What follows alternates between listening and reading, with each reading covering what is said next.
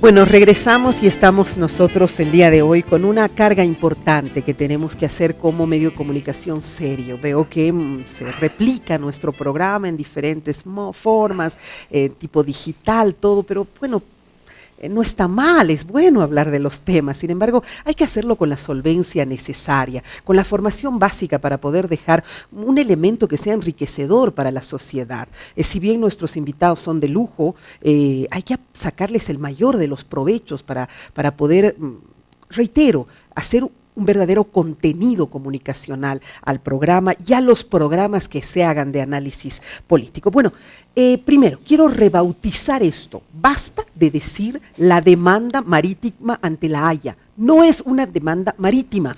Nosotros no le estamos pidiendo mar a la Haya, que nos entregue el mar. Por tanto, le digo, doctor, mi propuesta sería la demanda de negociación marítima ante la Haya, ¿así tendría que ser? Demanda de obligación de negociación. De obligación de negociación, como la denominó en su momento Heraldo Muñoz el momento de presentar. Ese sería entonces el nombre y el apellido que debería tener esto. Muñoz recalca lo que Bolivia ha planteado el 24 de abril, una obligación de negociar. Por tanto, Bolivia es quien ha acuñado ese denominativo, pero internamente, con fines obviamente partidarios, utiliza un concepto de demanda marítima cuando no lo es, porque no se está pidiendo ni un centímetro de mar. Correcto.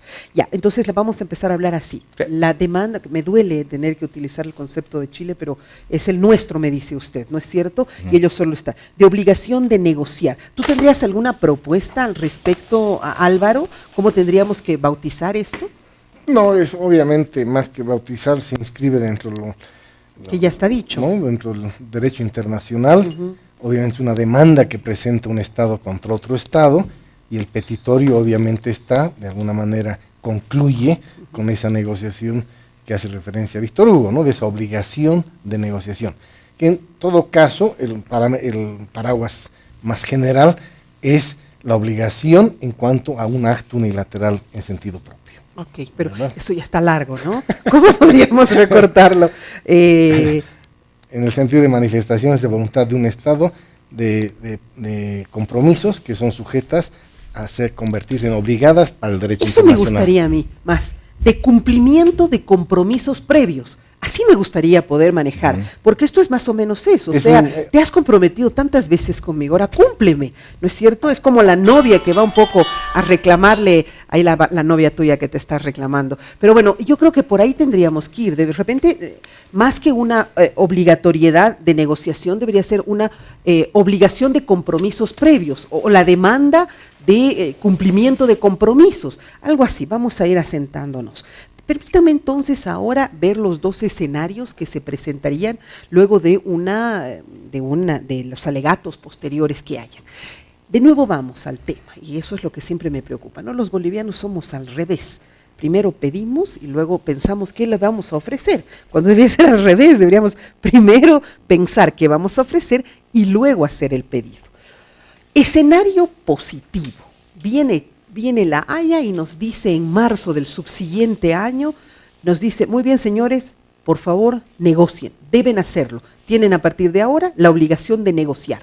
¿Qué tenemos que decir nosotros, doctor? En el escenario absolutamente positivo, fuera que se declara una obligación de negociar la propuesta, no obligación, la propuesta de Chile de 1950 ratificada de 1975, en sentido de negociar un corredor adjunto a la línea de la Concordia que partiendo de Charaña llegue al norte de Chile con los aditamentos que luego le puso el Perú, que a partir de la costa y en 10 kilómetros en el del corredor se convierte en un territorio trinacional. Aquí entra Perú más. Claro, por esta área marítima de eso que ellos han ganado en esta última demanda también. No, ese es el segundo, es por mérito del Tratado de 1929. Ajá. El tema del territorio de costa adentro es en el mérito del Tratado de 1929. Del territorio de la costa a 200 millas náuticas es tema del fallo de 27 de enero de 2014. Hay doble obstáculo. No, he escuchado propuestas de las más imaginativas que podemos dar gas por mar, descartado, agua dulce por agua salada, descartada, porque no han sido objeto de la oferta chilena. Nunca. Tendríamos que centrarnos en las propuestas previas que ellos han hecho. Si estamos fieles a que se deben cumplir los actos unilaterales. Si somos coherentes con la solicitud ante la ANE. Entonces, el fallo debe estar encaminando en el 100%, si Bolivia gana, a que se cumplan los ofrecimientos del 20 de junio del 50 del corredor adjunto a la línea de la Concordia, que es una propuesta de mala fe. Es una propuesta de mala fe porque bien sabían que ese territorio no se podía ofertar a Bolivia sin el asentimiento previo del Perú. Ya, pero nosotros ahora podríamos anclarnos ahí y exigir que Perú también sea parte de esta negociación. No, porque no ha sido demandada. Perú no ha sido demandado en esto. Entonces no le entiendo. ¿Qué pedimos? ¿Qué negociamos? ¿Qué proponemos? Bueno, si era así el pedido de que se cumplan los actos unilaterales, tendría que haberse convocado, por lo menos para que exprese su criterio, el Perú en calidad de tercero interesado. ¿Podemos hacerlo todavía? No sé si el momento procesal es el adecuado y el momento político también lo es, porque tenemos que remontarnos al 2010 cuando Perú sí nos ha convocado para que podamos ser parte de la demanda Perú-Chile. Y por ello otorgó mayores facilidades en hilo.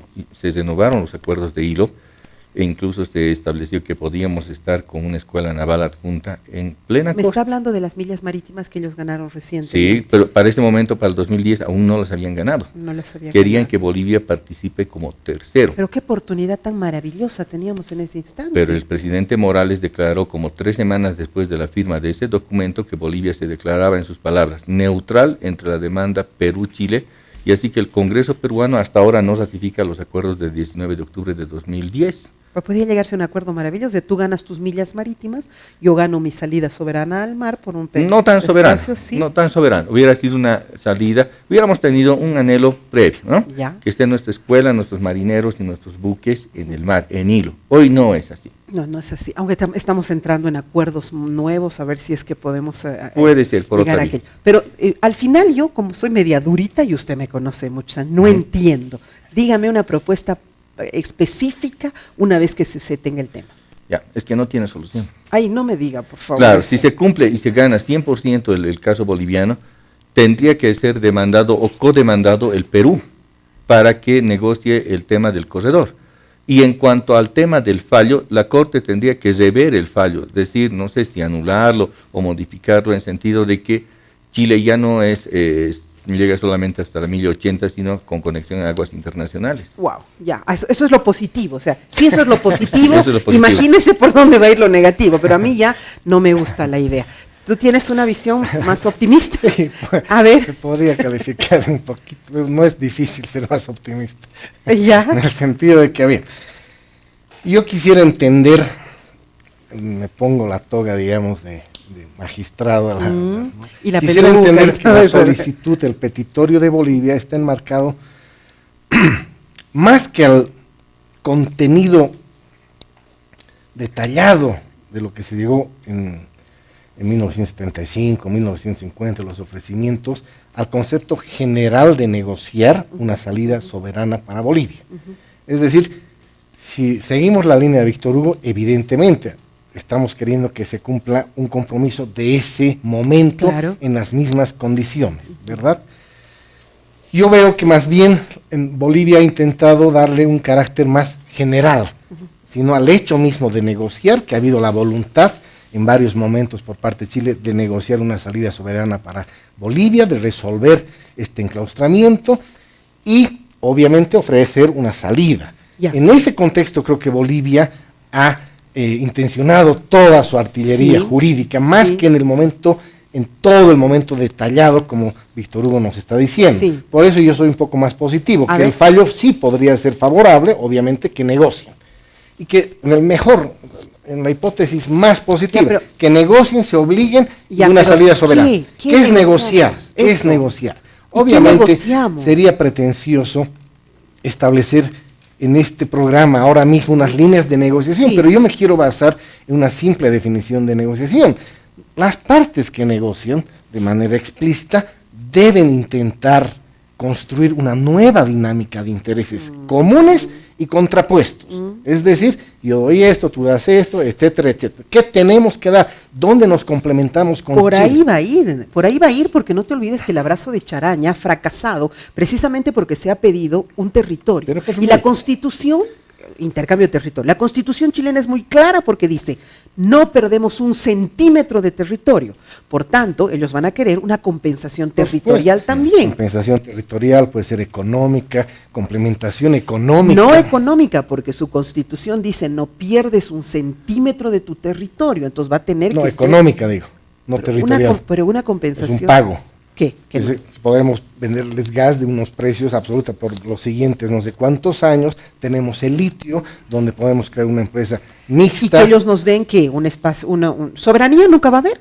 Ah, no, puede haber, claro, por supuesto. Podríamos empezar, o soberanía, estamos hablando del escenario más positivo, Sí, ¿verdad? sí. Hay otros escenarios después de la soberanía, hay escenarios de usufructo también, de un corredor lago. Se ha hecho una propuesta en su momento al gobierno de Bolivia, no a este gobierno, por supuesto, de 100 años, donde se permitía muchas concesiones, autoridad portuarias, municipales, etcétera, pero no con soberanía. No con soberanía. Había un nivel de autonomía grande, pero no soberanía por 100 años. Por lo tanto, el mundo de la negociación es amplio y obviamente ahí está la capacidad de los gobiernos de ser lo suficientemente imaginativos para poder enamorarse entre las partes de nuevos intereses comunes, aunque se dejen contrapuestos. Ambos podemos ser vendedores de energía, Seguro, por supuesto. seguro. Tenemos el litio de manera... Crear, eso veía yo en una propuesta que hacía hace unos días atrás Aníbal Aguilar en una de las charlas de altos estudios, decía, ¿por qué no crear empresas conjuntas? Por ejemplo, en el tema del litio, eso podría ser altamente atractivo más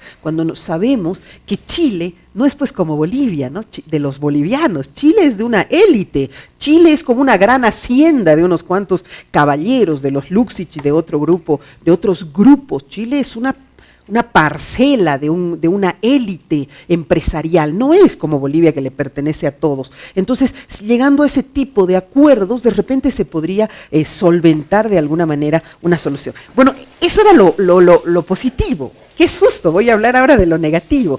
¿Cuál es el fallo negativo absoluto que puede haber de Chile y cuál sería nuestra reacción al respecto?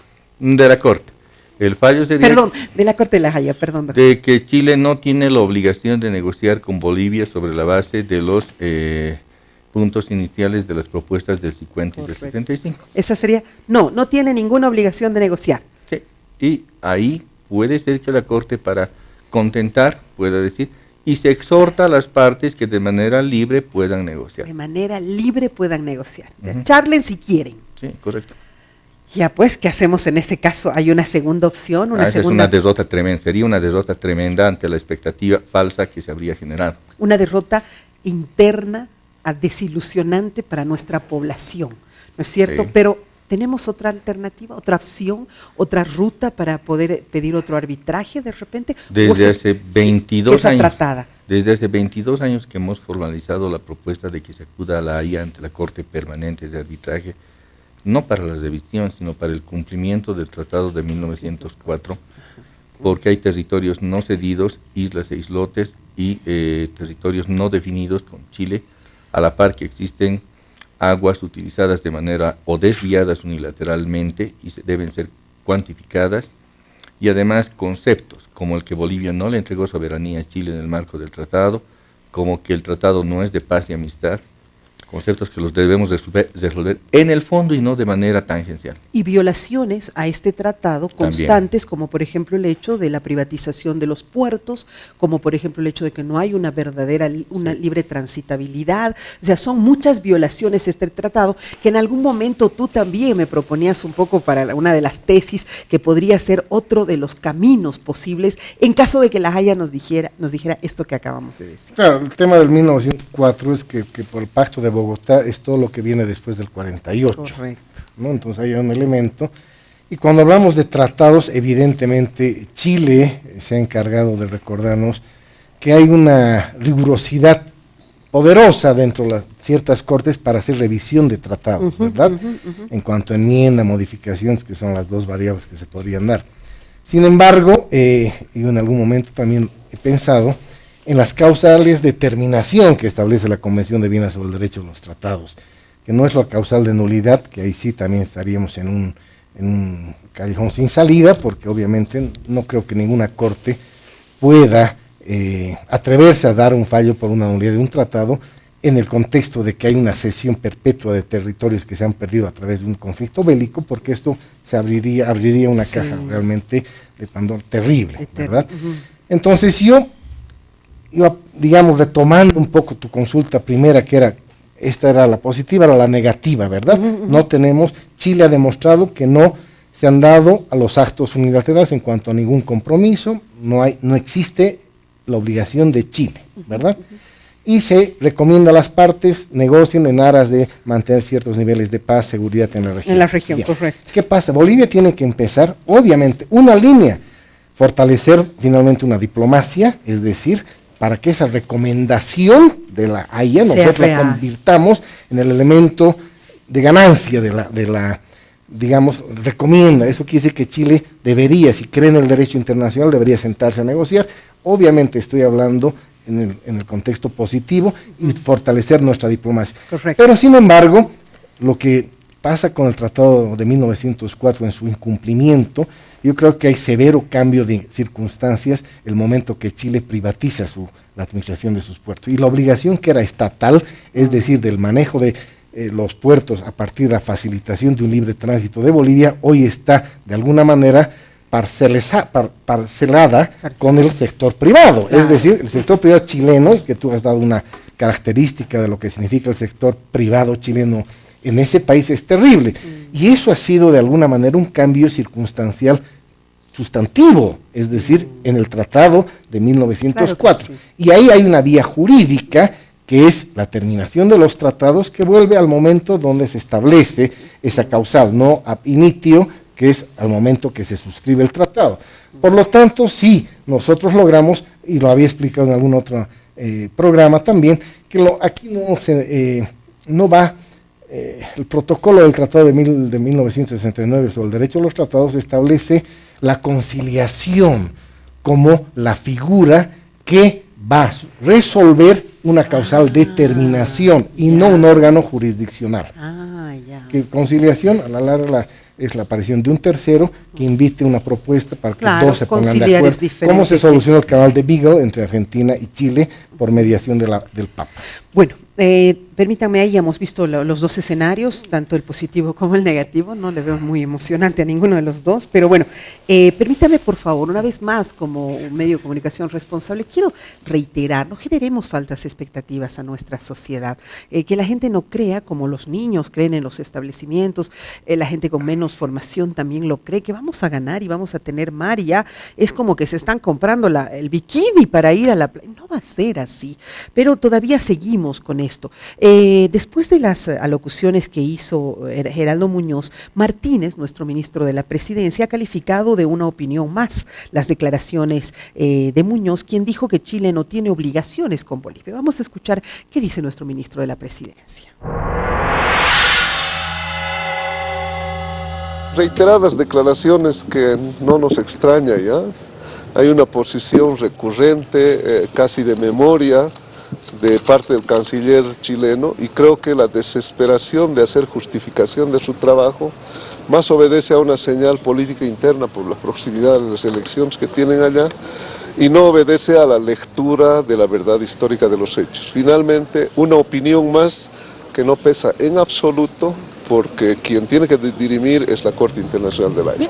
Primero vamos a conocer los contenidos, y esos contenidos tienen que ser evaluados en los extremos jurídicos para que después podamos tomar la decisión y una definición como esta. Mañana se prevé una declaración tal vez respecto a estas dúplicas. Primero la recepción de aquello y conocer los contenidos y tener un debate interno compartido con nuestro equipo de expertos jurídicos y nuestro equipo nacional, recién para después tomar posición. Esperemos de que la entrega es como cualquier otro documento que anticipan contenidos, hacen conocer de manera oficial, y esto vamos a tener que tomar en una reunión de evaluación, ya sea en contacto o intercambiando criterios, reitero, con el equipo internacional que está a cargo bajo la responsabilidad del seguimiento de este tema de Estado, más el equipo nacional boliviano para tener una mirada y una posición concreta. Un nivel de coordinación permanente a los que tenemos que recurrir para tomar una posición. El Tribunal Internacional son dos temas de Estado y las determinaciones que toma este tribunal obligan a las partes, que son los Estados, a su estricto cumplimiento.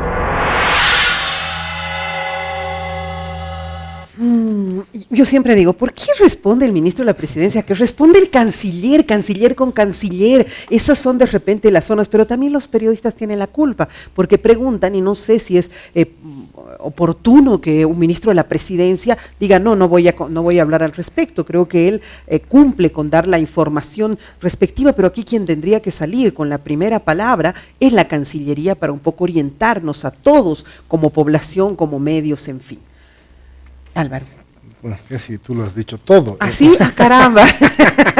En el sentido de que, claro, lo que pasa es que nuestros políticos aprovechan cualquier escenario en el que el canciller Muñoz habla para tener algún rédito político interno. Desgraciadamente. Lo he visto al ministro de Justicia muy en ese papel, al ministro de la Presidencia. Hoy lo veo en estas declaraciones que tú nos muestra, lo veo cauto, sin más, embargo, sí, ¿no? Más cauto. Más que antes, ¿no? El ministro de Justicia estaba diciendo que el canciller Muñoz está contraviniendo las normas de la Corte, etcétera, que ya están dictando sentencia. Así como nosotros hemos repetido que nosotros creemos que Chile tiene esa obligación, Chile dice lo propio, Chile no tiene esa obligación. Por lo tanto, son declaraciones muy dentro de un marco político y hay que tomarlas de esa manera. Pero volviendo al tema que tú planteabas, es fundamental que Bolivia sea representada en estos temas solo y exclusivamente a partir de su canciller. Es decir, tenemos un canciller relativamente nuevo en el puesto, que tiene que empaparse de lo que es la demanda marítima, empaparse de las figuras jurídicas que están en cuestión y tener la seguridad, la tranquilidad de poder hacer las declaraciones él. En ese momento, o sea, se entregaron se entregó la dúplica, y ese mismo día nuestro canciller debería hacer una conferencia de prensa, hablar con los medios, estaremos pendientes, nos vamos a reunir, todo lo que ha dicho el ministro de la Presidencia, ¿no es cierto? Nos vamos a reunir con nuestro equipo de expertos, es decir, saber que están ahí pendientes, pero hay una desaparición absoluta. Claro, y la Convención de Viena sobre Relaciones Diplomáticas establecen los órganos de la diplomacia. Y los niveles. Presidente, o en su caso jefe de Estado, que podría ser un rey, jefe de gobierno, nosotros tenemos presidente, que es el jefe del Estado a la vez, tenemos un canciller, nuestra Constitución ha incluido al vicepresidente dentro de estos órganos, y ya está. De ahí afuera, los embajadores con competencias propias, embajadores extraordinarios, plenipotenciarios, que pueden referirse a diferentes temas. Tenemos órganos que establecen nuestra Constitución y la Convención, y es ahí donde deberíamos concentrarnos. Sabes que hay un desorden, caos. Pero hay un problema muy estructural en nuestra Cancillería. Resulta que nosotros tenemos embajadores, pero que no se les da ninguna función. Nuestro canciller se la pasa viajando todo el tiempo, nuestras autoridades viajan muchísimo, pudiendo solventar ciertas actividades nuestros embajadores acreditados. Yo no digo que el canciller no viaje. Claro que está bien que viaje, está bien, pero que dé línea, que marque línea. Tú me vas a hacer esto en este país, tú en este otro país. En teoría tenemos embajadores, que deberían solventar ciertas actividades. Correcto. Por lo tanto, creo que hay una ausencia de autoridad y de línea en La Paz, en la sede del gobierno de la Cancillería. Y por ahí, como el señor canciller no está, habla uno, habla el otro, y generamos un desorden, un caos y poca seriedad en cuanto al manejo de nuestra diplomacia. De verdad, tienes toda la razón. De verdad, nosotros, qué bueno sería, por ejemplo, que internacionalmente nos enteremos que nuestro embajador de España ha tenido una reunión con los reyes para nuevamente plantearle este tema que Chile ha presentado. Además, creo que no es tan difícil tener esos actos. Yo no sé, es que pues los embajadores no pueden pasar a mejor vida, dicen, ¿no? Porque están todos pasando la bomba de reunión en reunión. Pero qué lindo sería saber que el de Francia ha tenido también una reunión ante el Parlamento francés y ha hecho conocer eso. O sea, todos trabajando bajo la misma consigna. Doctor, ¿cuál es su opinión sobre las declaraciones de nuestro ministro de la Presidencia, Martínez, que califica que Chile no tiene obligaciones con Bolivia en referencia a la demanda? Que no tiene efecto alguno con el trámite que se tiene en la Haya. Ya. y que es efectuada por un funcionario no adecuado en cuanto al marco de competencia. Que el competente para esto es el ministro de Relaciones Exteriores o el jefe de Estado, el presidente. Y que Bolivia desnuda una improvisación en cuanto a la fase de comunicación de las determinaciones que amerita esta demanda de negociación. Entonces, estamos ante la presencia de un caos informativo que no solamente deviene del ministro de la Presidencia, que habla como un ciudadano boliviano y en el fondo sus declaraciones son declaraciones comunes. Pero tiene que tomarse en cuenta que Bolivia no tiene un canciller pintado, que el canciller debe ejercer sus labores. No puede huir sus labores. Y estos momentos trascendentales. Claro, son trascendentales, no solo para ahora, sino para la historia también. Es tanto así como en una selección de fútbol, del resultado no se le pregunta al director técnico y se le está preguntando al aguatero. Correcto. Entonces, qué duro, pero ya. Así se ve el escenario, como está planteada la forma de... Hay instancias y hay jerarquías, y eso hemos aprendido en política, ¿no es cierto? Yo me acuerdo que un senador tenía que hablar con un senador y había como esas jerarquías que no me parecen malas, me parecen positivas, porque cada quien dentro de su rubro dice que Chile no tiene obligaciones con Bolivia en relación a la demanda. Así dijo. Sí, es que es un criterio, ese también es otro criterio más, así como se lo ha calificado de un criterio más al de Rando Muñoz, este también es un criterio más. Y debiéramos salir del marco de la guerra mediática y centrarnos directamente al marco de la fundamentación boliviana del planteamiento que va a significar el alegato en la fase oral. Eso es lo que tenemos que hacer, ya alejarnos del tanto hablar, y tiene razón, el ministro de Justicia, desde que era procurador y otros cargos más, insiste en estar en primera fila en la fotografía del tema de la demanda de negociación, cuando la función directa es del ministro de Relaciones Exteriores. En general, le digo sinceramente, los ministros están un poquito desorientados. El otro día lo he visto al ministro Romero, cómo está, comadre, qué ha pasado a una señora que había estado durante no sé cuánto tiempo encerrada y así viviendo en una vida de esclavitud. Yo digo, ¿qué ha pasado? El ministerio se ha vuelto la tribuna del pueblo. Entonces yo creo que ya vamos a cortar esa actividad. Nosotros, que los ministros se hagan cargo de atender situaciones que me parece que no corresponden a las instancias y a los cargos y a las carteras que ellos tienen. Pero bueno, vamos a, yo siempre lo digo en tono de broma, porque ya para qué me voy a enojar, ¿no? Querido Álvaro, te agradezco mucho. Si quieres cerrar con algún concepto final. No, decir siempre, para mí es una preocupación constante que algún momento el gobierno tome con seriedad el aspecto de la diplomacia boliviana.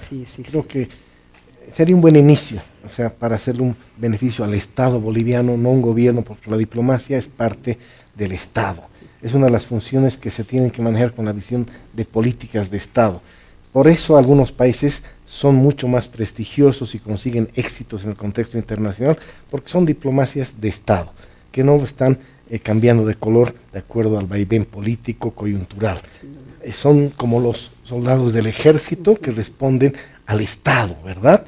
Y deben garantizar todas las democracias habidas y por haber en este país. Los diplomáticos somos también soldados que vamos a estar una, otra y vamos a seguir. No se puede hacer diplomacias conforme al partido de gobierno. Es decir, obviamente cada gobierno tendrá su visión de su relacionamiento en el contexto global, pero la diplomacia es de Estado, y ahí tenemos que aprender de una vez los bolivianos, porque estamos perdiendo ya 2 siglos en este tema. Que sería además el complemento ideal, porque no vamos a desmerecer el trabajo que se ha hecho, ha sido un trabajo fantástico de llevar adelante esta demanda ante la Haya, brillante, por primera vez en la historia hemos llegado tan lejos, pero pues complementemos con una diplomacia ideal, idónea, correcta, adecuada, bien enmarcada, con presencia, con discurso, con estrategia. Eso complementaría maravillosamente todo lo que ya se ha trabajado en la demanda. Pero si estamos caminando por ahí muy bien y la otra pierna está coja, difícilmente vamos a ganar la competencia. Gracias, Álvaro, ha sido un gusto tenerte. Doctor, para cerrar, ¿algún concepto final? Que Bolivia, más bien el Estado boliviano, debiera estar ajustando los planteamientos de la negociación en el caso de un escenario favorable. De hecho, ya tendría que haber estado ajustado el alegato, no comenzar a ajustarlo, ya tendríamos que tenerlo. No, ya tenías que haber tenido antes de empezar la demanda. Sí. Pero en este momento procesal corresponde que nos alistemos para marzo y junio del siguiente año, que viene una etapa oral. Los señores de Peluquín otra vez van a hablar, van a estar en la televisión, y seguramente nosotros vamos a estar viendo por televisión lo que vienen a informar. Y en esta ocasión quisiéramos pedirle también a los encargados de la transmisión oficial, también transmitan los alegatos de Chile. Claro que sí. Porque la anterior vez solo transmitieron los alegatos de Bolivia y los de Chile se los guardaron, y eso está mal si hablamos de transparencia en información. Y además de necesidad de información y conocimiento de la población, También. no estar ahí a ciegas. Gracias, doctor, ha sido No, un gusto tenerlo. Por favor, desde ahora, demanda de cumplimiento de compromisos, nada de demanda de retorno al mar ni nada, así la vamos a calificar. Agradezco mucho a mis invitados. No quiero irme sin hacer un reclamo muy aparte de todo lo que hemos visto.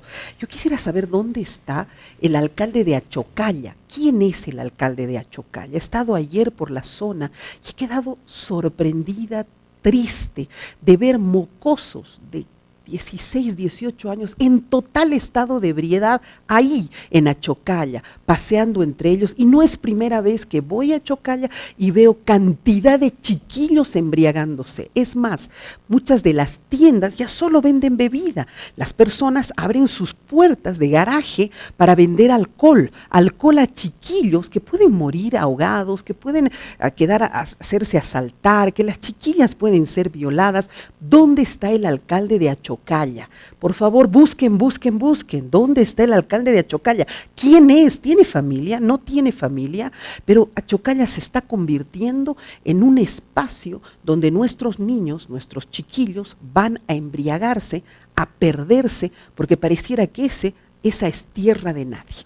A ver si es que sabemos de quién se trata, y vamos a estar haciendo en las instancias que corresponden el seguimiento todos los días. Un abrazo, hasta mañana.